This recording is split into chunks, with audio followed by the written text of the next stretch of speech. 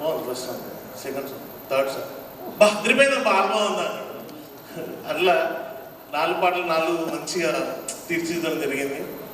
మల్లికన్న విష్ణన్న వీళ్ళతో ట్రావెల్ చేసిన టైంలో ఫస్ట్ మల్లికన్నతో పరిచయం అయ్యాడు. పరిచయం అయిన తర్వాత వాళ్ళ అన్న వాళ్ళు అప్పటికే సినిమా స్టోరీస్ వింటున్నారంట. సినిమా చేయాలన్నది అన్న డ్రీమ్. మల్లికన్నది ఒక డ్రీమ్, ఒక సినిమా చేయాలి, ఎప్పటికైనా ఒక మంచి సినిమా చేయాలి. సినిమా అంటే ఎర్రర్, యాక్షన్, అన్ని థ్రిల్లర్ కామన్గా అందరు తీస్తారు. అట్లా కాదు, అన్న నాకు ఎగ్జాంపుల్ చెప్పిందంటే బలగం లాంటి ఒక స్టోరీ కావాలి నాకు. అలాంటి ఏదైనా ఒక మంచి హార్ట్ టచింగ్ స్టోరీ ఏదైనా ఉంటే చేద్దామని అంటే, అలాంటి హార్ట్ టచింగ్ స్టోరీలు కథలు చెప్తే ఎవరు తీయరన్నా అని చెప్పిన నేను ఫస్ట్. దాన్ని నమ్మడం చాలా కష్టం. అలాంటి హార్ట్ టచింగ్ స్టోరీని నమ్మడం చాలా కష్టం. ఎందుకంటే ప్రకృతి మీద సినిమా తీస్తున్నంటే ఏ ప్రొడ్యూసర్ డబ్బులు పెట్టాడు.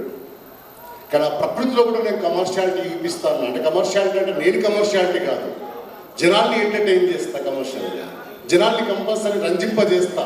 ఆ 2 గంటల సినిమాని కంపల్సరీ వాళ్ళని కూర్చోబెడతా థియేటర్లో. నేను దాన్ని డిజైన్ చేస్తానని చెప్పి కథ మల్లికన్నకు చెప్తే, మల్లికన్న నన్ను నమ్మి, నా కథను నమ్మి విష్ణన్నను మళ్ళీ ఇంట్రడ్యూస్ చేసి, విష్ణన్నకు మళ్ళీ మల్లికన్నకు ఇద్దరికి నేను కథను చెప్పడం జరిగింది.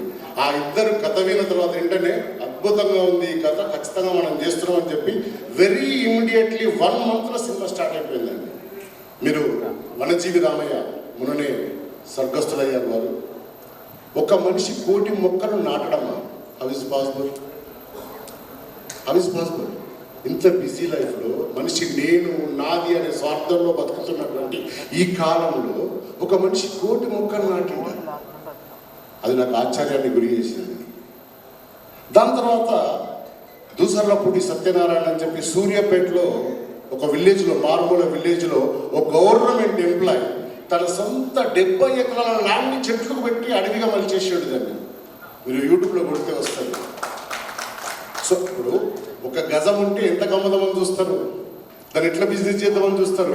ఒక 70 ఎకరాల ల్యాండ్ని అడవిగా మలిచి, అడవిగా పక్షులకు జీవరాశికి వదిలేసింది దాన్ని అడవిని. దాంట్లో ఒక పండు కానీ ఒక ఏది కానీ దానికి బయట అమ్మడు చేయడు. తన సొంతంగా అడవిని నాటి సృష్టించాడు. అది ఎక్కడో ఒక యూట్యూబ్లో ఆ వీడియో చూసిన నేను, నన్ను రంజింపజేసేది అది. దీని మీద కథ ఎందుకు చేయదు మనం?